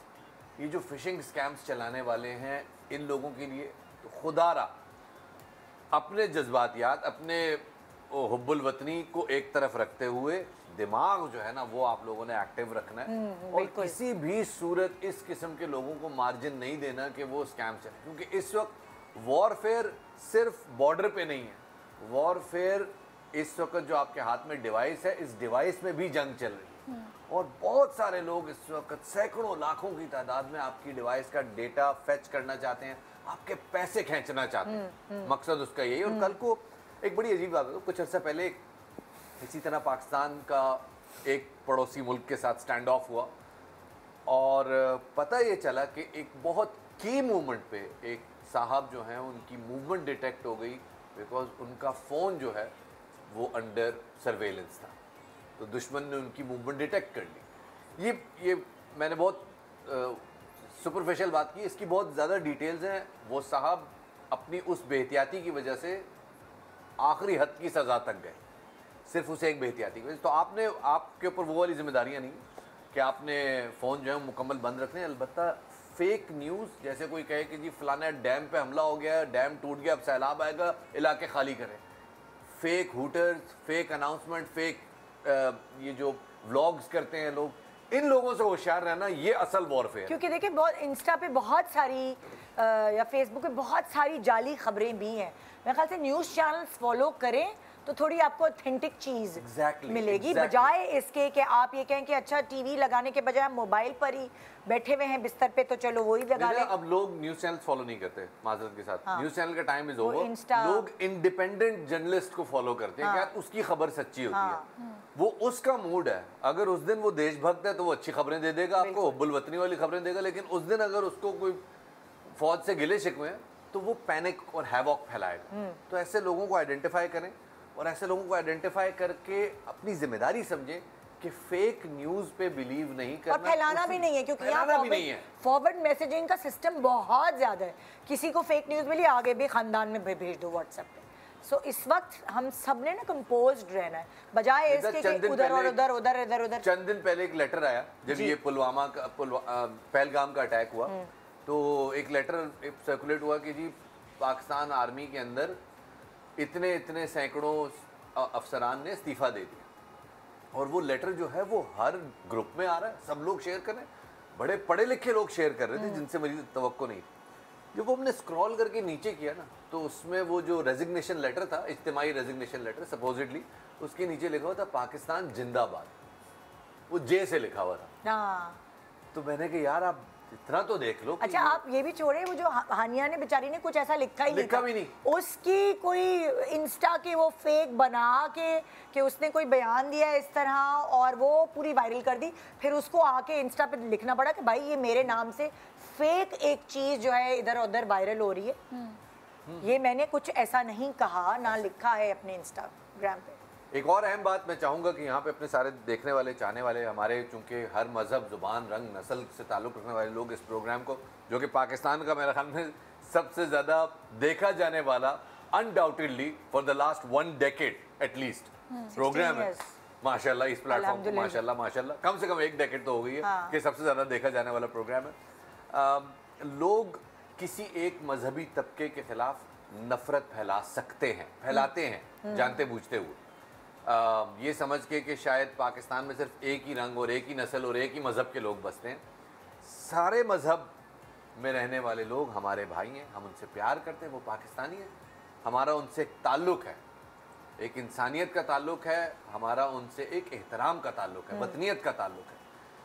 तो अपने हुब्बुल वतनी में ऐसा ना करें कि आप अपने पड़ोसियों के, अपने को वर्कर्स के, अपने साथ रहने वालों के, अपने व्यूअर्स के जज्बात को ठेस पहुंचाएं। बहुत सारे कंटेंट क्रिएटर्स आज जज्बात में किसी और पटरी पे उतर जाएंगे। तो ये देखिएगा कि इस मुल्क में हर मजहब के लोग मौजूद हैं, हर मजहब के लोग मौजूद हैं जो हमारे साथ खड़े हुए हैं इस मौके पे। और हमें जो हमारे पाकिस्तानी है उनसे कोई बदला लेने की जरूरत नहीं है, चाहे वो किसी भी मजहब से ताल्लुक रखते हो, हमें उनसे, वो भी पाकिस्तानी है, वो हमारे साथ है इस वक्त। बिल्कुल दुरुस्त, बिल्कुल दुरुस्त। और इस वक्त आप अगर सोशल मीडिया प्लेटफॉर्म से जाएं तो मेरे ख्याल में शायद ही कोई एक तबका ऐसा है कि जो इस वक्त फौज के साथ नहीं खड़ा। बिल्कुल पाकिस्तान इस वक्त, और फौज के साथ क्या, लोग अपने मुल्क के साथ खड़े हैं यार। आज का दिन तो इस बात का है ना कि आज तो हमला हुआ है पे, पाकिस्तान नहीं तो हम में से कोई भी नहीं, आज पाकिस्तान पे हमला हो गया, आज सब खड़े हैं। तो आज किसी एक तबके को टारगेट नहीं करना, आज हदफ क्या है, आज उस हदफ पे फोकस करना है, उसकी जहनियत को एक्सपोज करना। और यहीं तक ये सारे कंटेंट क्रिएटर मेरे भाई लोग सुन लो, कंटेंट बनाते हुए जज्बाती मत हो जाना। ये मत समझ लेना कि आज के कंटेंट में मैं जितनी नफरत अंगेज बात करूंगा, जितनी फलां मजहब वाले को या फलां तबके वाले को गाली दे दूंगा, तो उससे मेरा नहीं चमकेगा कंटेंट, काउंटर प्रोडक्टिव होगा, ये आपको कल को हॉन्ट करेगी। और ये वाली साजिश है, ये इंडियंस करते हैं, हम लोगों का ये हमें ये नहीं पढ़ाया और लिखाया, हमारी तरबियत ये नहीं है। हमारे कुछ लोग अक़लियतों का बहुत ज़्यादा तहफ़्फ़ुज़ है, बल्कि कि जो हमारी रियासत में अगर कोई ऐसे किसी और मज़हब के लोग रह रहे हैं तो हमें तो उनकी अपनी जान से ज़्यादा बढ़ के हिफाजत करना हमें सिखाया गया, बताया गया। क्या बात कर दी, अपनी जान से बढ़ के उनकी हिफाजत। पहले उनकी हिफाजत है, उनकी इबादत गाहों की हिफाजत है, उनकी जान माल की हिफाजत है। हम अपने यानी खुद मुसलमान वो उनकी इबादत गाहों की भी हिफाजत करेंगे, सिर्फ इंसान की नहीं बल्कि उनकी इबादत गाहों की भी हिफाजत हम पे फ़र्ज़ है। क्योंकि जो इंडिया में मुकीम मुसलमान हैं, जो इंडियंस हैं और मुसलमान हैं, उनके साथ बहुत बुरा रवैया इख्तियार हुआ है अभी। वही ज़हनियत है जो मेरे रिश्तेदार बाहर हैं, पाकिस्तान से बाहर, वहाँ पे जो भी उनके साथ रहने वाले इंडियंस हैं और जो मुसलमान हैं, वो बता रहे हैं कि उनकी फैमिलीज़ के साथ क्या उनको बेयर करना पड़ रहा है। वो जो मुसलमान इंडिया में रह रहे हैं, उनके साथ अच्छा रवैया इख्तियार नहीं। आपने कितनी खूबसूरत बात कही थी, जो जावेद अख्तर साहब को भी आपने रिसेंटली एक खूबसूरत सा प्यारा सा जवाब दिया आपने। मैं बहुत प्यारी, मुझे तो बड़ा मुतासिर लगा, वो अच्छा लगा वो जवाब। वाकई आपको वहाँ पे हर बंदे को अपनी जो है ना, मतलब अभी मैं देख रहा था असुद्दीन अवैसी साहब ने भी एक बड़ा खूनख्वार किस्म का स्टेटस लिखा हुआ था। मुझे बुशरा आपा की बहुत क्यूट सा वो लगा था कि 2 घंटे रह गए आपके मरने में। मुझे इतना क्यूट लगा उनका कि 2 घंटे रह गए मरने में, कब्र में पैर लटका हुआ है थोड़ा। तो देखा था आपने? हाँ, इंडोर्स हुआ है, अच्छी बात है। लेकिन बहुत सारे लोग वहाँ पे इस जहनियत में मुब्तला है कि हमें मुसलमानों को ना यहाँ से निकाल बाहर करना है। वहाँ पे तराने बन रहे हैं लिटरली, और वाकई जो मुसलमान है वहाँ के वो एक सर्वाइवल की जंग लड़ रहे हैं, हमें एहसास है। तो मैं ये समझता हूँ कि अगर ये भारतीय ऐसा समझते हैं और हिंदू ऐसा समझते हैं, तो वहाँ पर फिर भारत का तो जो पाकिस्तान एयर स्ट्राइक्स और जो जंग लड़ेगा, उसके बाद अगर मुसलमान उनके पास हैं तो बीच में पाकिस्तान एक और बन जाएगा। जो मुसलमान वहाँ पे एक नया पाकिस्तान बना देंगे, तो मेरे ख्याल में ये उनकी सबसे बड़ी गलती होगी। अब फिर उसके लिए एक और जिन्ना भी लाना पड़ेगा, वो कहाँ से हो सकता है हो कोई वो हो सकता, बड़ा मुश्किल है, बड़ा मुश्किल है। वो इतना एक आदमी जिसका देखिए जंग तो छिड़ी हुई है, देखें जंग के दौर में कैसे पैदा होता है, जंग तो देखें छिड़ी हुई है ऑलरेडी ना, जंग तो छिड़ी हुई है। अगर वो अपने ही मुल्क के अंदर मुसलमान को अक़लियत समझ के निकाल के पाकिस्तान की तरफ धकेलने की कोशिश करेंगे, तो मेरा ख्याल ये है कि बाकियों को हिंदू वाला साइड हम ख़त्म कर देंगे, बाकी जो मुस्लिम कम्युनिटी है उसको हम पाकिस्तान के साथ मिला देंगे। लेकिन ये अच्छा, इस वक्त जो वो चीज़ हो रही है कि जिनकी नेशनैलिटी होता है ना, बहुत इंटर मैरिजेस भी होती हैं पाकिस्तानी इंडियंस, उस वक्त वो उन फैमिलीज़ का क्या होगा जिनकी बीवी बच्चे अलग अलग नेशनैलिटीज़ हैं, बीवी अगर पाकिस्तानी है, इंडियन बच्चे हैं, इंडियन मियाँ है, उनको छोड़ें जिनके बीवी बच्चे वहाँ पे तो मतलब बहुत ही क्लोज ताल्लुक है ना।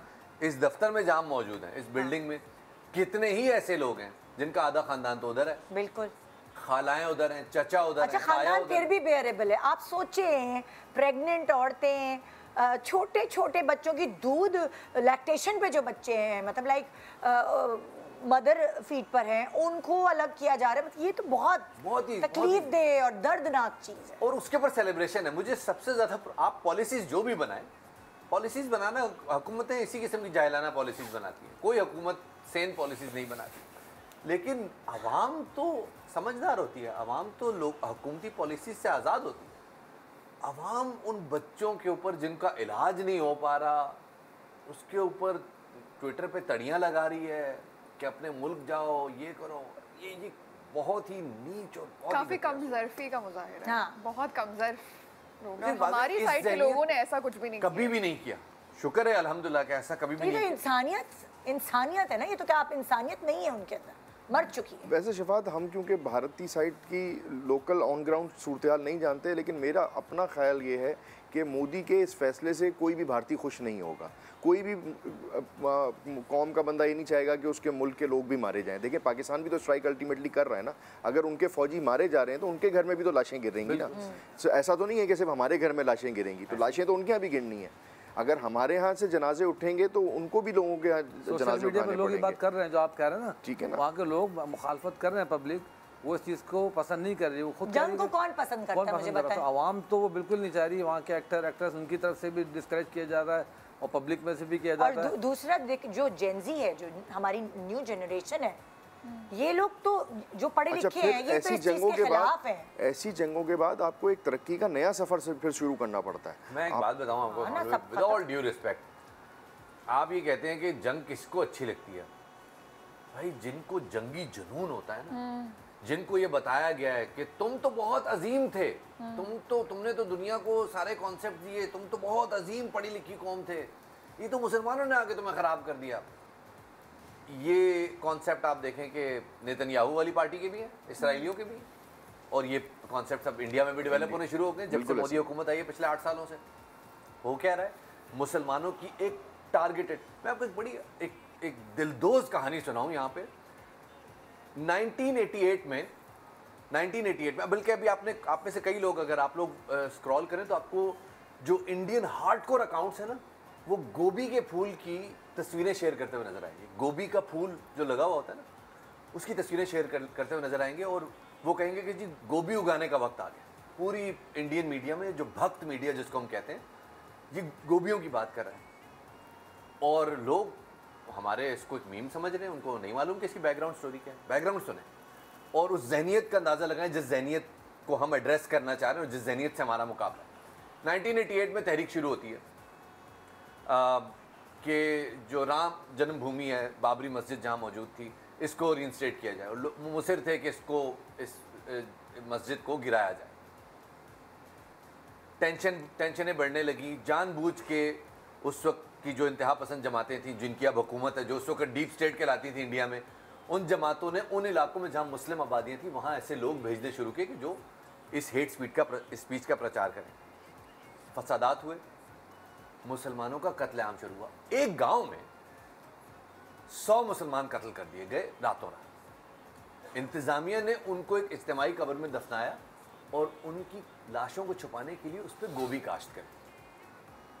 कुछ अरसे बाद 1989 में जब वो गोभी की फसल हटाई गई और उसके अंदर से एक्सट्रैक्शन की गई तो लाशें निकली मुसलमान। बेस्ड ऑन दैट हेट्रेड कि मुसलमानों का कत्लेआम किया गया और उसके ऊपर गोभियां उगाई गई, आज आपको इंडिया के ये सारे भक्त अकाउंट्स जितने भी हैं, ये गोभियों की तस्वीर लगाते हुए नजर आ गए। गोभियां काश्त करने का वक्त आ गया, बिकॉज दे कैन नॉट से इट आउट लाउड कि उनको मुसलमानों को इरेडिकेट करना है इंडिया से। ये बहुत थोड़ी तादाद में है, लेकिन ये लोग मौजूद हैं वहाँ पे। ये वो माइंडसेट है जिसके साथ इस वक्त इंडिया का मुसलमान सरवाइव कर रहे हैं। हमारी हमदर्दियाँ उनके साथ, इसमें कोई शक नहीं है, लेकिन ये वो माइंडसेट है जो हमारे बारे में भी वही नीयत रखता है कि जो अपने मुसलमानों के बारे में रखता है, जिनको वो कभी गाय बांधने के जुर्म में, कभी गोश्त खाने के जुर्म में, कभी गोबर ना खाने के जुर्म में कत्ल कर देता है, उनकी हमारे बारे में भी यही नीयत है। अल्हम्दुलिल्लाह हमारे पास कुछ लीडरशिप 100 साल पहले ऐसे आ गई थी जिसने ये प्रिडिक्ट कर लिया था कि ये सारी चीज़ें होने जा रही हैं, तो हम महफूज हो गए। हमारी इसमें हमारा कोई कमाल नहीं है, हमारी इस वक्त की लीडरशिप का कमाल है। बिल्कुल। लेकिन इस जहनियत को काउंटर करने के लिए जहन में रखिएगा, ये हर हद तक जाएंगे हमें गुमराह करने के लिए, हमें डाइवर्ट करने के लिए, हमें फ्लिप करने के लिए, कभी सियासत के नाम पे, कभी हुब्बुल वतनी के नाम पे, कभी करप्शन के नाम पे, कभी फ्रॉड्स के नाम पे, कभी स्कैम्स के नाम पे। ये हमें हर हद तक लेके जाएंगे कि हमें बदजन करें, हमें हमारे अंदर फूट डाल दें, कभी फिरका वाराना और डालने की कोशिश भी की है एक दफा। किस तरह से नहीं की? सैकड़ों दफा। ये जो अभी आपने सोशल मीडिया वॉर कही, यही तो वॉर थी, जो जाली खबरें फैला के एक दूसरे के खिलाफ पोस्टें करके इसी तरह से वॉर कराने की शुरू की ना, कि हम अंदर ही लड़ जाएं आपस में, हमारे अंदर ही इख्तलाफात शुरू हो जाएं। और सोशल वॉर तो सबसे ख़तरनाक वॉर है। मतलब आपने एक पोस्ट की, किसी ने बगैर यकीन किए बस आमने सामने हो गए, बस काम शुरू हो गया। तो इंडिया तो पाकिस्तान के साथ बहुत अरसे से कर रहा है। हमें तो देखें, अभी आपने तो एक नाम लेके मिसाल दी, कितने लोग ऐसे हैं जिनका पता ही नहीं होता, वो एक वीडियो, एक स्टेटमेंट जनरेट करता है और उसके पीछे लड़ाइयाँ हो जाती हैं, कत्ल हो जाते हैं, बाद में पता चलता है वो जो खबर ही झूठी थी, वो तो ऐसी बात ही नहीं है। एग्जैक्टली झूठी खबर तो मतलब हम उतावले हैं कि कहीं से मिले और हम खा जाएं उसको, लेकिन जो अच्छी खबर है, आज आपकी एयरफोर्स ने वो कर दिखाया कि पूरी दुनिया इस वक्त दांतों में उंगलियां दबाए बैठी। आलम की याद ताज़ा कर दी एक तरह से ना, 20 मिनट में 5 जहाज गिर गए, 20 मिनट में 5 जहाज गिर गए, और सबसे ताकतवर जहाज और सबसे कमजोर जहाज ने गिराए। क्या बात है। एक छोटा सा ब्रेक के बाद देखते रहिए गुड मॉर्निंग पाकिस्तान। इन लोगों के आने से ना एक मुराल अप हो गया बहुत। हाँ seriously. Welcome back, good morning Pakistan. So इस वक्त हम सब इकट्ठे हैं और मैं इस वक्त, ये हमारा लास्ट सेगमेंट है शो का, तो हमने बहुत सारी डिस्कशंस की और बहुत आप लोगों की वजह से हमें अवेयरनेस भी हुई। जो हम खबरों में देख रहे थे वो तो है ना, लेकिन एक सवाल जवाब क्रॉस क्वेश्चनिंग की वजह से बहुत सारी चीज़ें और इल्म में आती हैं। और आई गेस बहुत सारी ख़वातीन जो शायद न्यूज़ नहीं देखती और देखना भी नहीं चाहती है, उनको डर लगता है या एक उनको पैनिक नहीं अपने अंदर पैदा करना, रिलैक्स रहना है, उनको भी अवेयरनेस हुई। उनको पता तो होना चाहिए हमारी आवाम को कि बेसिकली हो क्या रहा है। सो अब हम दुआओं की तरफ आते हैं कि भाई अगर आप दुआ में बहुत ताकत होती है और हर शहरी, हर बाशिंदा जो इस मुल्क का है वो अपने हैंड से कुछ ना कुछ करेगा, चाहे वो स्क्रीन पर हो, मोटिवेट करेगा, ख़बरें जो देने वाले हैं वो ख़बरें, ऑथेंटिक ख़बरें लोगों तक पहुंचाएंगे। और जो आप हैं जो हमें देख रही हैं, जो 5 वक्त की नमाजी हैं और मुसल्ले पे बैठती हैं, उनके लिए कुछ दुआएं हैं जो मुफ्ती साहब आपको यहाँ बताएंगे। सो वो नोट कर लीजिए और बार बार आप वो देख कर रिवाइव कर सकती हैं दुआएं। जी, बिस्मिल्लाहिर्रहमानिर्रहीम। हर मुश्किल वक्त में देखें अल्लाह ताला ने हमें दुआओं का ज़रिया वसीला बताया और दुआओं पे ही मुसलमान का ईमान होना चाहिए। मोमिन है तो बेतेग भी लड़ता है सिपाही, काफिर है तो करता है शमशीर पे भरोसा। तो हमें भरोसा शमशीर पे तो नहीं है, हमें अल्लाह पे भरोसा होना चाहिए। तो उसमें एक तो सबसे पहले आयत है सूरह साफ़ात की आयत नंबर 13 है, नस्रुम मिनल्लाहि व फ़त्हुन क़रीब। इस आयत का कॉमन विर्द रखा जाए, नस्रुम मिनल्लाहि व फ़त्हुन क़रीब। इसको चलते फिरते पढ़ते रहें। हमारे मजाक नहीं होनी चाहिए कि जंग हो या जिहाद हो, वो मीम जो मीमर जो बना रहे हो अपने तौर पे, लेकिन एक हकीकत बात ये कि मोमिन का ताल्लुक़ अल्लाह ताला से है और ये जंग एक सीरियस मैटर होता है किसी भी कंट्री के लिए, तो इसको मजाक में न लें। तो एक तो नस्रुम मिनल्लाहि व फ़त्हुन क़रीब, अगर ये भी याद ना रहे तो सूरह इज़ा जाअ नस्रुल्लाहि वल फ़त्ह, ये इसकी पहली आयत आती है, इज़ा जाअ नस्रुल्लाहि वल फ़त्ह, कि जब अल्लाह ताला की तरफ से नुसरत आ जाए और फ़तह हो जाए। ज़ाहिर सी बात है इस वक्त हमारे अफवाज हैं, चाहे बहरी बर्री जो भी हैं फ़ज़ाई, वो सीना सुपर हैं और खड़े हुए। हमारा कोई खुदा न खासा जानी नुकसान न कल हो गया, मस्जिद की शहादत हुई, बच्ची की शहादत हुई, चीज़ें सारी, और मस्जिद पर अटैक इसलिए किया गया ताकि मुसलमान इश्तिआल में आए, फिर उनकी खाना जंगी फैले और आपस में लड़ना शुरू हो जाए दीगर अक़लियतों से। तो हमें एक तो उसमें बिल्कुल हाथ नहीं डालना, हमें पीसफुल रहना है।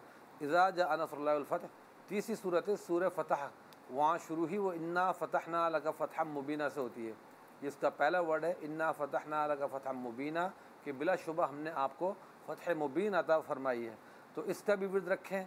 और हमारी ख़वातीन क्या, नौजवान नस्ल ख़ास तौर पे नौजवान नस्ल, लड़के लड़कियाँ कोई भी हों, तो उन सब को इस बात का ख्याल रखना चाहिए कि मुसलमान की जंग वो सिर्फ़ हथियारों की जंग नहीं होती, बल्कि एक नज़रियाती और एक क़ुव्वती जंग होती है जिसके पीछे ईमानी क़ुव्वत की खातिर हमें लड़ना होता है। जिस तरह क़ुरबानी भी आ रही है ज़िल हज में, तो क़ुरबानी सिर्फ एक बकरा ज़िबा करना, गाय ज़िबा करना नहीं, बल्कि हमारे पूरे नज़रियात का एक इसके अंदर अक्कासी होती है। तो इसी तरह हमें ये जंग को सिर्फ मजाक और मीम्स के लिए नहीं देना चाहिए, बल्कि हमारी अफवाज के ऊपर बहुत बड़ी जिम्मेदारी है। वो लोग हमारी जानों को लिए खड़े हुए हैं, फ़ज़ाई भी और वो भी, कुछ पता नहीं किसका नुकसान हो जाए। तो इसलिए नमाज भी पढ़ें और साथ में दुआ करते रहें। ये मीम्स मेरा ख्याल से वो जो एक स्ट्रेस फैला हुआ होता है उसको रिलीफ करने के लिए ये जो कह रही हूँ ना मैं, जेनजी जो है ये एक थोड़ी सी डिफरेंट कॉम है मिलेनियल्स के मुकाबले। वो ज़रूर करें, लेकिन उसके साथ मैंने कहा ना, अब जैसे चाय के ऊपर मजाक बनते हैं, तो वो एक जुमला बन गया बड़ा तारीख़ है हमारा, टी वॉज फैंटास्टिक। वो ज़ाहिर है वो पूरा हमारे लिए एक इमोशनल, वाकई हर एक मोमिन जज्बाती हो जाता है। एक खातून दिखा रही है कि जी पानी बंद कर देंगे तुम्हारा, तो मुसलमान ने दिखाया दूध डाला तो हमने दूध पत्ती चाय बना ली। तो ये सोशल मीडिया वॉर भी हमारी है। तो इस तरह के जवाब तो अच्छे लगते हैं कि हमारा सेंस ऑफ ह्यूमर भी और जवाब देने का तरीक़ाकार भी अच्छा है, क्योंकि हम हर एक जो है ना हालत जंग में है, तो उसमें साथ में अल्लाह ताला पे भरोसा रखना ज़रूरी है। हमारे इस वक्त जो है ना वो खुद सिंध के फ़ातह जो हैं हमारे मोहम्मद बिन कासिम, वो एक ख़ातून की इज़्ज़त की हिफाजत के लिए वहाँ से चले आए थे पूरा लश्कर लेकर, कि उन्होंने यहाँ से निदा दी थी, आवाज़ दी थी, तो वो उसकी आवाज़ के ऊपर यहाँ पे उसकी इज़्ज़त को महफूज करने आए थे और फिर अल्लाह पाक ने इसको बाबुल इस्लाम बनाया। तो ये सब दुआओं से भी होता है और दवाओं से भी होता है। तो ये इन्ना फ़तहना लका फ़तहम मुबीना हो गया। तीसरे नंबर पर इय्याका नअबुदु व इय्याका नस्तईन इहदिनस सिरातल मुस्तक़ीम। चौथे नंबर पे ला इलाहा इल्ला अंता सुब्हानका इन्नी कुन्तु मिनज़ ज़ालिमीन। ये दुआ ज़रूरी नहीं सारी पढ़े, जिसको जो याद आ जाती है पढ़े। इसी तरह सूरह कौसर, ये तो अपने मफाद के लिए भी है, दुश्मन को खाक यानी खाकिस्तर करने के लिए भी है कि इन्न शानिअका हुवल अब्तर, कि बिलाशुबह तेरा दुश्मन वो बेनामो निशान हो जाएगा। तो इस वक्त हम सब कौम के लोग भी, हमारी अफवाज भी, वो ज़ाहिर है कि उनके लिए हमें जो फ़ौजी लड़ रहे हैं, जा रहे हैं आगे, तो उनकी जान को भी ख़तरा, उनकी भी फैमिलीज़ होती हैं। तो हिफाजत अपनी जगह ज़रूरी है, उनकी हिफाजत के लिए हम दुआ भी करें कि अल्लाह ताला हमारे फ़ज़ाइया वालों को, बहरी बर्री वाले सारे फ़ौजियों को, हमारी तमाम की तमाम सरहदों की हिफाजत फरमाए और जो शहीद होगा अल्लाह ताला उनको बुलंद दर्जात अता फरमाए। आमीन आमीन आमीन। मुफ्ती साहब की तमाम बातों में यकीन करें कोई रत्ती बराबर भी शक की गुंजाइश नहीं। बस सिर्फ एक चीज़ मैं वजाहत करना चाहूँगा यहाँ पे कि बड़े सग़ीर पाक व हिंद में पहला मुसलमान और पहली इस्लामी मस्जिद आका अलैहिस्सलाम की हयात मुबारक में ही बन गई थी। माशाअल्लाह। पहली मस्जिद मध्य प्रदेश में बनी थी जो सन 628 ईस्वी में बनी और अभी तक ऑपरेटिव है।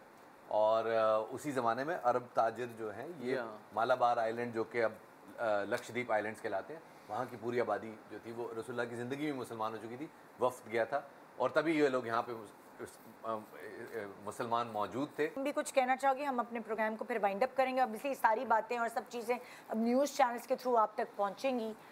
वक्तन फ़वक्तन हमारे ARY न्यूज़ से आपको ख़बरें मिलती जाएंगी कि क्या क्या नई चीज़ें और हो रही हैं। तुम इन दी एंड पब्लिक को समराइज़ ये करूँगी जो हमने सारी बातें की हैं उसमें ये जो सबसे बड़ा नशा है ना वो है खौफ का नशा, फियर का नशा। तो बस खौफ में नहीं आना आपने, जिसमें शाहिद साहब ने बहुत सारी बातें की हैं कि इन्फ्लुएंसर्स को कहा है कि फियर ना फैलाएं या लोगों को डिवाइड ना करें। तो उसमें हमारी पर्सनल रिस्पॉन्सिबिलिटी है, मैं दोबारा से रिपीट करूँगी कि इसको तारी नहीं करना है अपने ऊपर, और औरतों के लिए स्पेशली और बच्चों के लिए स्पेशली खौफ में नहीं आना और अपना ईमान पक्का रखना है। और तभी तो हमने आपको दुआओं का सहारा दिया कि आप कुछ नहीं कर सकते घर बैठ के, तो आप ये कर सकते हैं बजाय इसके कि एकदम खौफ और हिरास फैलाएं हर तरफ। मन घड़क कहानियाँ जो आप तक पहुँच रही हैं उनको आप आगे फॉरवर्ड करें, थोड़े कंपोज्ड रहें। इंशाल्लाह हम सेफ हाथों में हैं और हम जैसे कि अब शफात ने भी कहा और कामिल साहब ने भी कहा कि हम मुंह तोड़ जवाब दे चुके हैं और अगर हमारे साथ और भी कुछ हुआ तो हम पीछे नहीं हटेंगे। न्यूक्लियर पावर है कोई आम बात नहीं। गुड मॉर्निंग पाकिस्तान, खुदा हाफिज़।